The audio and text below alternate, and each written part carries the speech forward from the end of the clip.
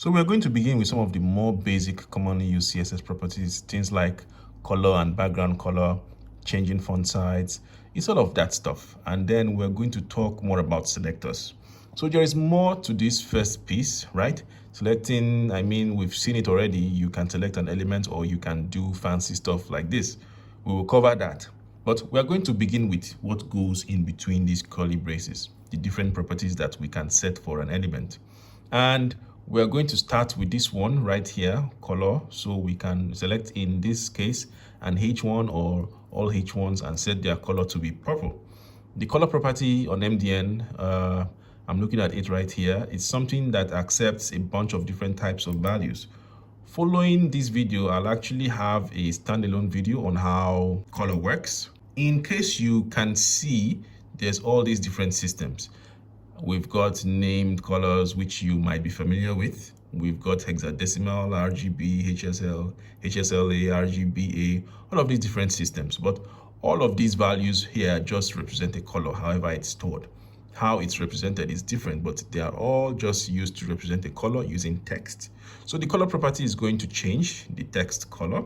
So if we set this, what is it? A paragraph or something over here that's been updated. It's the text color. It's not the background color. It's simply the color of the text. And that's really all there is to it. So again, we're going to focus on colors in the next video. But if I make a couple of different elements here, I've got H2s, a bunch of them. Let's make a couple of buttons. Button 1, I'll duplicate that button. 2, what else should we do? Let's do a paragraph of text with some lorem ipsum in there. Okay, so actually, you know what? Maybe let's do a little bit more. Let's do lorem times 3. So here's my paragraph, here's my buttons and my H2s. I'm going to hop over to my app.css, my style sheet, and we've already set color here to be indigo on all H2s. We can play around with some different values, right? We have the standard colors, red and orange and yellow. I'll show you the specific named colors we have. Let's go with something like teal. And as we've already seen, the text color changes on every H2. This is not the first H2. It's not the only one.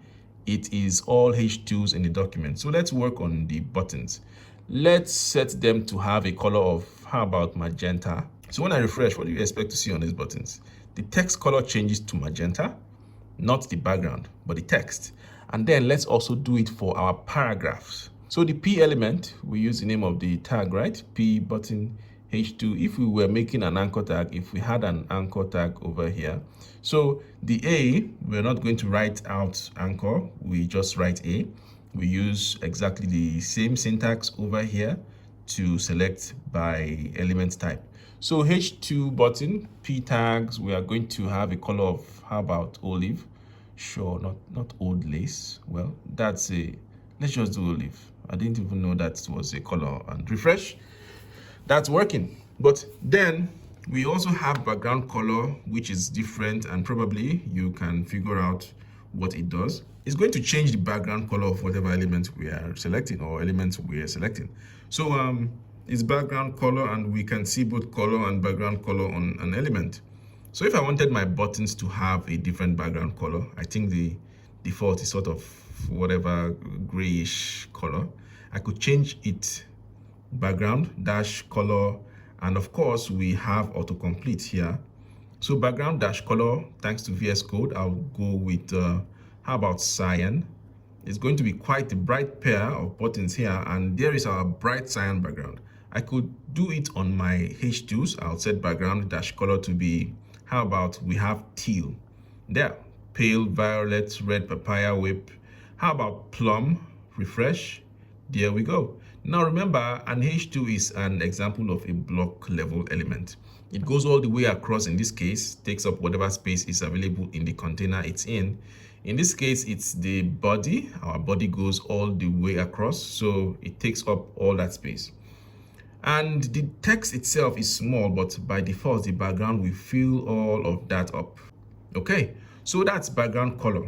One quick note, you may see this as well, people using background without the dash color. So for example, on my paragraph, I could set background to be orange. Now, if I refresh, that does work. It's changing the background color, but technically background is a different property from background color. Background does a lot more than changing the background color. We could set a background image, we could set a gradient, we can do lots of things with this background property. We'll learn more about it. So just know the background color is the specific version just to change the color. Background, as you see it right here, is actually more powerful, or it has a lot more options. All right, so those are our first two properties.